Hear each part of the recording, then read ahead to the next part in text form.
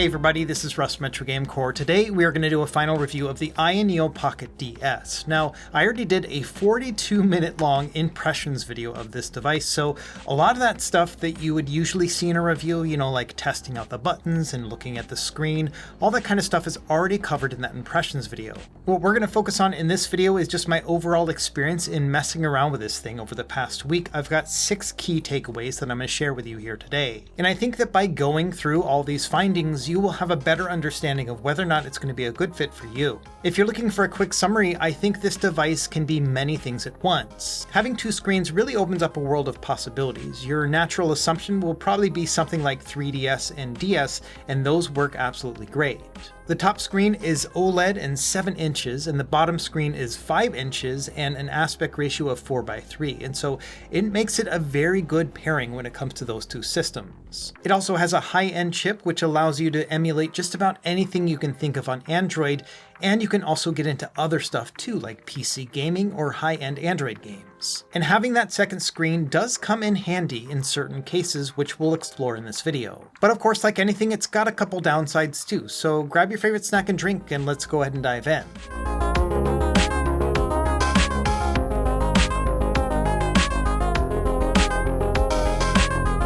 Okay, jumping in, I'm going to assume you've already watched that impressions video, and if you haven't already, I would recommend checking it out. In that video, I talk about things like, the controls and the ergonomics and how the screens perform and the fact that the audio is actually pretty good on it. So all those details are found in that other video. Instead, we're going to focus on my 6 major takeaways from messing around with this device over the past week and a half. So the first one is that this handheld is a lot bigger than you may expect. Often when you think about a retro handheld, especially those that are Linux or Android based and not an actual handheld PC, you generally expect them to be more compact or lightweight compared to their PC counterparts. And AYANEO does have a handheld PC that looks a lot like this, and it also feels a lot like it. I think the shells are very similar between the two. And so my overall impression for this is that it feels rather heavy for an Android handheld. Now, again, I don't think that's a bad thing necessarily because there are some really big and nice components to it. We've got these 2 big screens, 7 inches and 5 inches, and so that does add to the overall bulk. In addition, it's got a metal shell up here on the top, which does give it a bit more of a professional feel, but adds to that weight too. When you combine that with its ergonomic bumps, this is a pretty thick and heavy handheld. So you might be thinking of the AYANEO DS as a replacement for an old 3DS that you might have laying around in a drawer, and there is a pretty stark difference between the two, both in terms of thickness and in width and overall weight. The AYANEO DS is 534 grams, that's about 18 ounces, so nearly a pound and a half compared to like the new Nintendo 2DS XL, which is only 255, so it is a significant difference between the two. And again, it's a natural trade-off of having a bigger screen and thicker bumps, so whether or not that's a negative really comes down to whether or not you think that it should be like a 3DS replacement, something you can slip into your pocket, because I do not think it is that. It is more like a handheld PC than an actual Android device. And like I mentioned, there is a handheld PC version of this, and honestly, I like the Android version better. This second screen is a lot bigger, which makes it just a more impressive package, and it is still a lot more lightweight than that handheld PC. And it also does not get hot because we got all this cooling inside, and so it feels nice and cool to the touch at all times. The only thing that I liked about the handheld PC that's not on this one is that the handheld PC had like a bumpy ergonomic grip here where the plastic texture was not smooth, and that felt a lot grippier and easier to hold on to.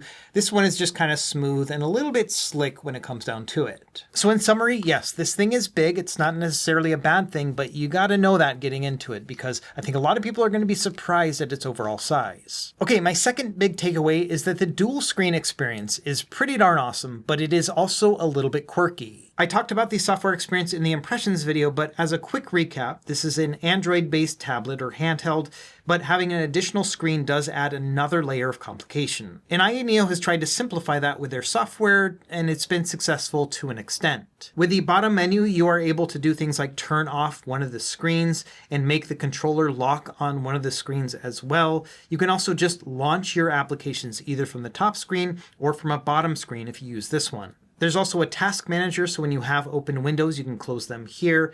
And then there's also some control panel options. You can adjust the brightness here as well as the volume. Unfortunately, the volume is just one big hole, and so you're not able to adjust the volume of one app over the other. They don't have a mixer for that. You can also adjust your performance metrics by pressing the AYANEO button. This will show you things like your frames per second. You can go into the different performance modes, and you can also monitor things like battery life and how much RAM is being used and so on. There are some quirks to it. For example, when you restart the device, every single time your bottom display is going to be at 100% brightness, and that's pretty annoying. And the whole idea of dual screen Android devices is very new. Like, this year has been the first time that we've seen these things come out, and the apps still need time to catch up. Now, over the past week or so, I've been working with some developers to test out their emulation apps with a dual screen functionality, and we've gotten a lot of good headway. As it stands right now, there are either forks or official releases for apps like Azahar for 3DS, Melon DS for regular DS, and then Cemu for Wii U, and they all will work when it comes to dual screen gameplay. Again, there are some quirks to this. For example, with each of these emulators, you need to launch them from the bottom display, but when you start up a game, it will usually work with both like this. And so the developers are still kind of working through some of those kinks, trying to get it so you can launch the app from the top display and then have it show on both, but we're not there just yet. But as of making this video, some of these apps are a pretty awesome experience. Most especially for me are 3DS games. It almost feels like an ideal pairing where we have a system that naturally works with two screens and games that were developed for it. And the 3DS in particular had a wider top screen and a more narrow bottom screen, and so it's a more natural fit just visually as well. In addition, a lot of these games were analog stick centric, and this happens to be an analog stick centric device, which means that it also feels natural as you're using it.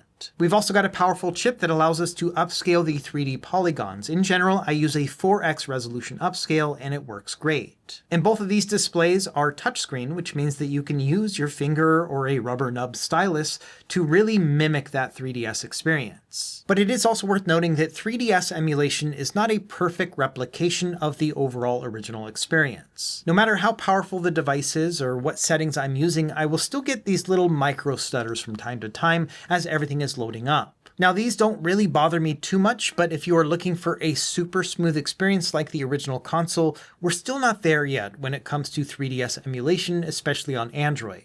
There are also compatibility issues with some of these emulators. There might be a graphical issue or maybe a game will crash, and so don't throw out your 3DS just yet in favor of the Pocket DS. It's pretty close, but not quite there. Instead, where it really excels is the fact that you've got these massive displays, and the top one is OLED, and it does make for a pretty awesome visual experience when playing 3DS. Playing the original DS is also a very similar experience, and generally the compatibility and the performance is going to be better on this older and much slower console. And so I do think the original DS experience is excellent, and you can do all the same things in Melon DS like you can in the other ones. So you can do things like upscale it to a 4x resolution, and of course it's going to work with that dual screen setup really nicely. The thing about the DS is it had a lot of stylus focused games, and I will admit that the stylus experience is not the same on these newer touchscreens than they were with those original DS screens. So it's not a full one-to-one translation, but it is pretty darn close, especially if you get a good stylus. I'm currently collecting a bunch of styluses and working on a comparison video, so be on the lookout for that here pretty soon.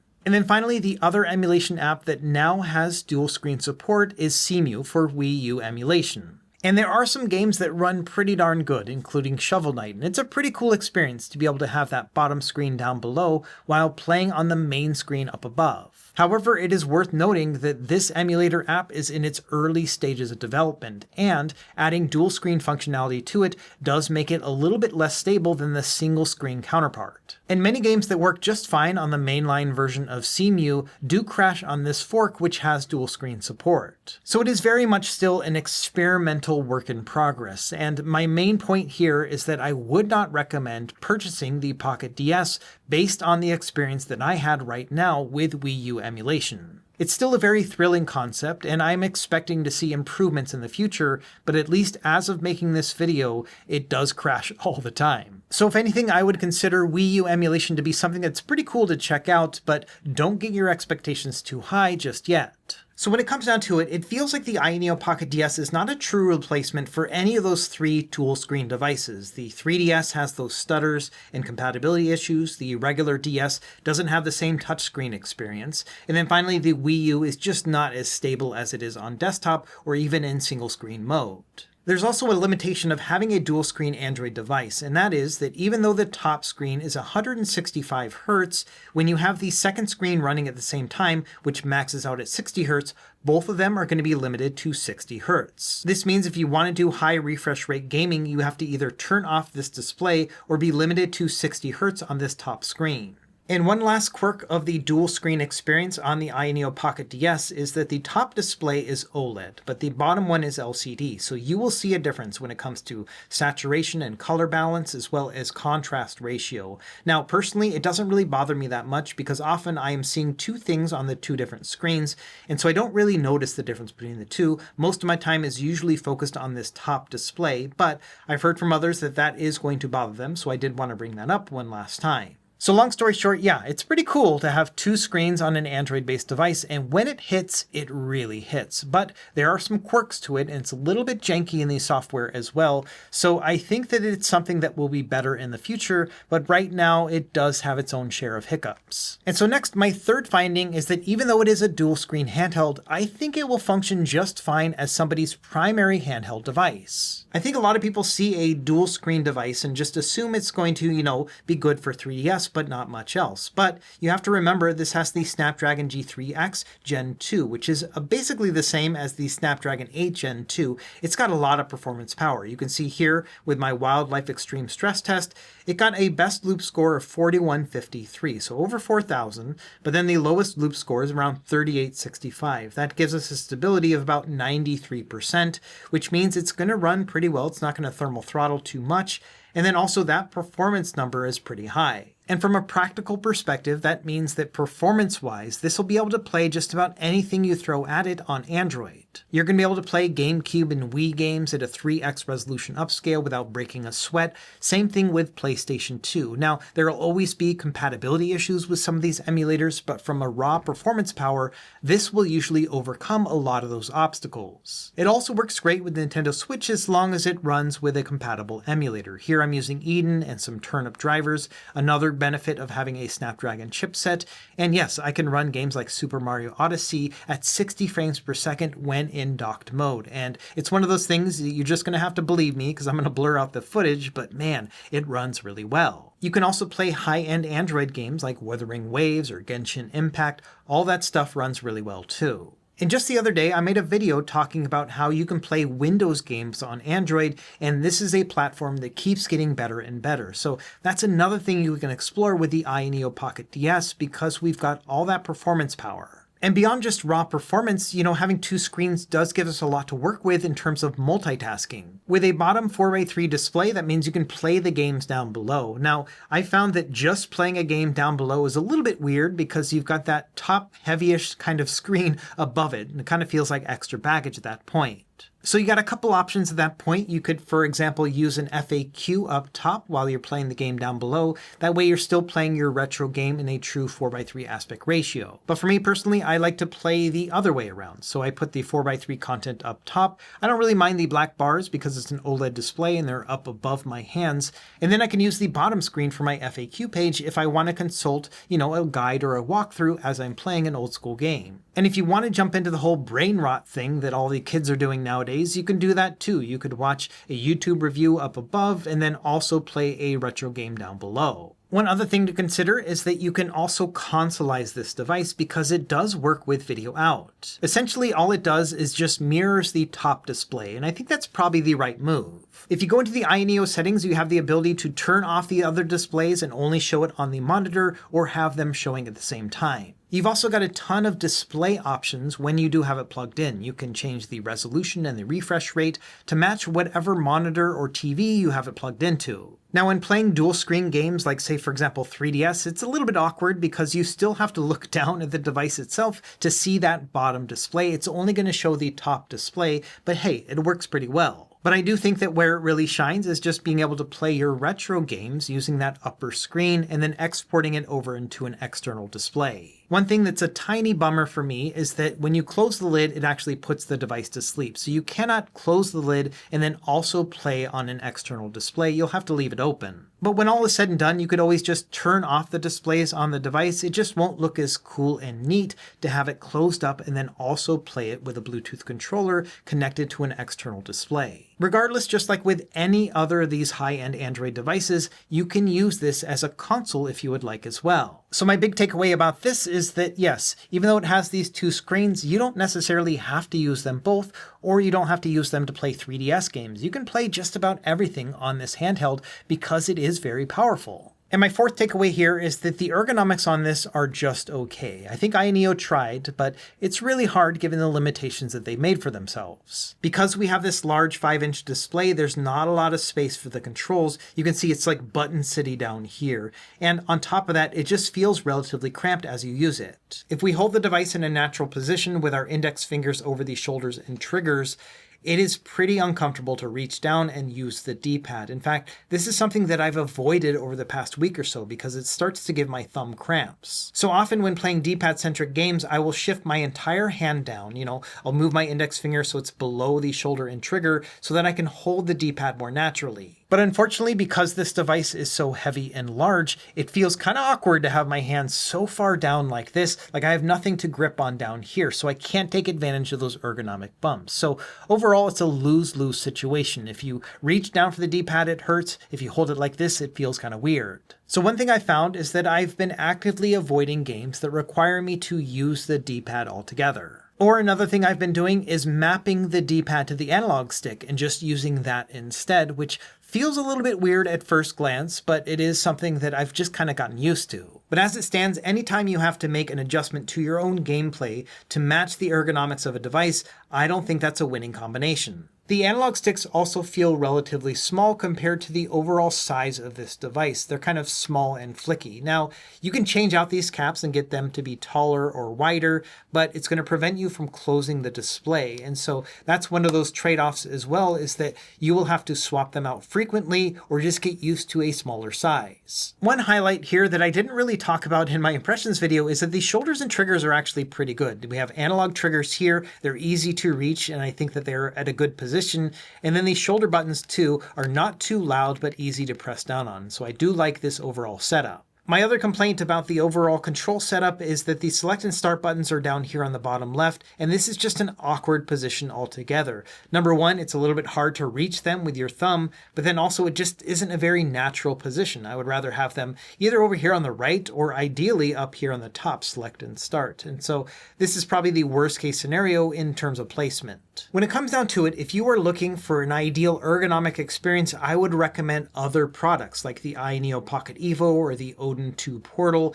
These also have AMOLED displays that are 7 inches, but we've got a lot more space for the controls and correct start and select placement, at least for the Odin 2 Portal. And so this ideally is a better experience if you're just focused on ergonomics. And so there are going to be ergonomic trade-offs for having a dual screen device, and this just comes with the territory. It's not like the DS and 3DS were ergonomic marvels either, but considering the high price point of this handheld, it might be something to consider in terms of just overall long-term use. Okay, my fifth observation is that the battery life on this device is pretty darn good, even though we have two screens that need power. Here's a quick rundown of my battery life testing. On the top right, you can see that I tested everything at 50% brightness and 50% volume. I also got 3% standby overnight. That means that when closing up the lid, it'll put the device to sleep, and just leaving it like that, the next day it had 3% battery drain, which is pretty good for an Android device. Now let's talk about the actual game testing. We'll start on the very right and kind of talk about this whole setup. So starting with Donkey Kong Country, I tested it with a single screen setup first.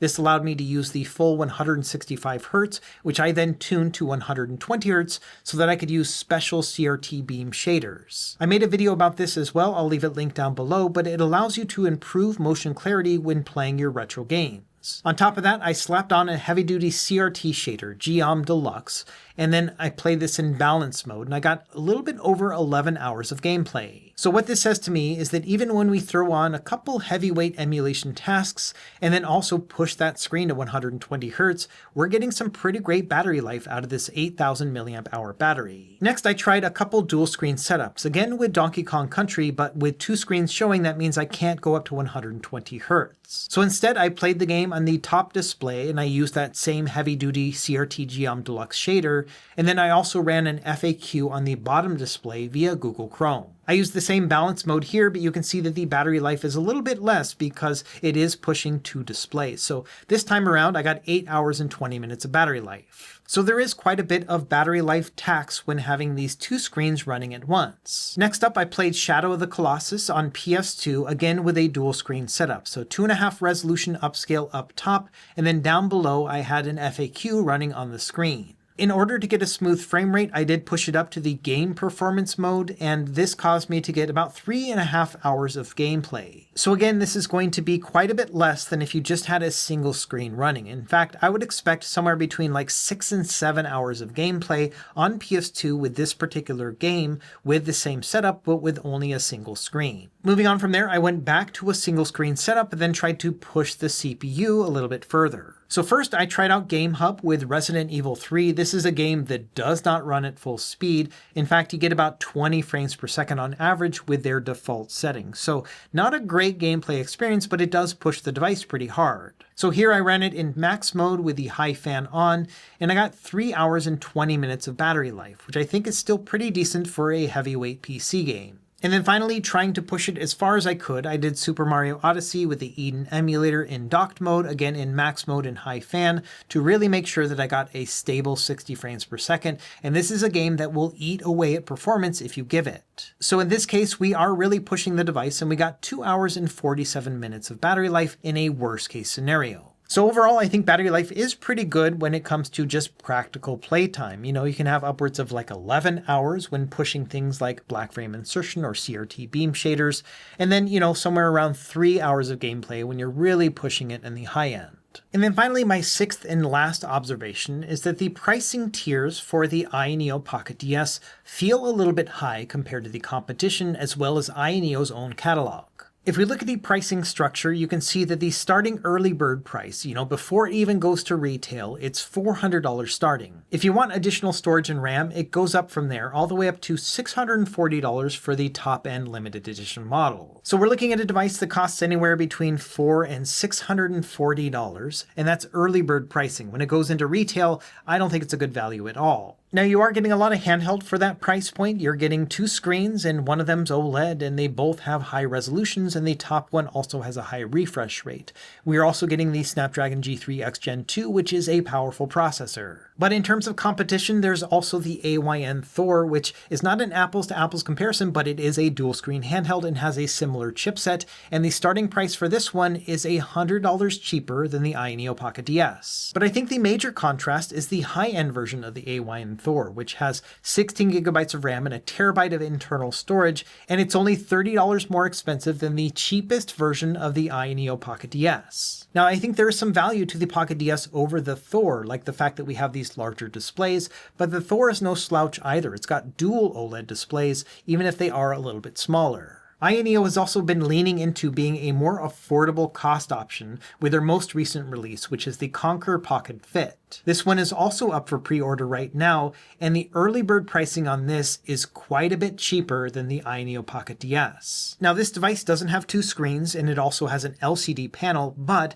it has a much more powerful processor in it. For example, the Snapdragon G3 Gen 3 in its low-spec model, which has an early bird price of $240 through the rest of this month. But I think the even better deal is the Snapdragon Elite version, which has a super early bird price for the rest of this month of $269. So this is $30 cheaper than the Pocket DS, but is also significantly more powerful. So there are many different ways to approach it. Yes, it's an expensive handheld. Yes, you're getting a lot for that price point, but there are also other options that might be a better deal or a better fit for you. And one last nitpick that I mentioned in my previous video as well is that I don't like that the color options are hidden behind the higher price tier. So if you want a device that is yellow or gray, basically anything but black, it's going to cost you an additional $200 over the cheapest price. Now you are going to get additional RAM and storage, but I'd also love to have that choice to be able to get one of the cheaper models, but then also get the color that I want. And so I don't like the fact that you have to spend an additional $200 just to get something that is not black. If I had to choose one color for myself, after seeing the retro gray model on TechDweeb's recent review video of the same device, I think that's the one I would go for. And it's kind of a shame that this is at the most expensive tier. It's $640, whether you like it or not, if you want to get the gray one. And this is a practice that we've seen all throughout tech, so it's not exclusive to AYANEO. Apple does this crap all the time as well, but man, I really wish that we just had all the color options at once, or at least a smaller price increase between the two. So when it comes down to it, I like the AYANEO Pocket DS. I've really enjoyed my time playing with it, and I can see this being like a primary handheld for many people. And so if you backed this and you liked everything that you saw in this video, I think you're going to have a great time with it. By nature of being a relatively new form factor with 2 screens on an Android platform, it does have some growing pains. The emulation apps are not quite there just yet, but they are very close. I'm also hoping that AYANEO will improve their software suite. Right now it works fairly well, but it does have its own share of quirks. So in the end, whether or not I recommend this device comes down to your own tolerance of jank, as well as how big your budget is, because starting at $400 is a lot of money. Now, when playing this and having this 7-inch display right in front of you in a clamshell form factor, it is pretty awesome. But again, it really will come down to what you're willing to pay for. For my part, I do think the AYANEO Pocket DS is an excellent handheld, but I'm also very hesitant to recommend it because the AYN Thor is not out just yet, and I do think it's going to give it a run for its money. So if anything, I would recommend maybe holding off until you see that review video, and I'll also do a head-to-head comparison here in the future on this channel. If you're not already subscribed, now would be a good time to do that. Let me know if you've got any questions down below, and as always, thank you for watching, and we will see you next time. Happy gaming.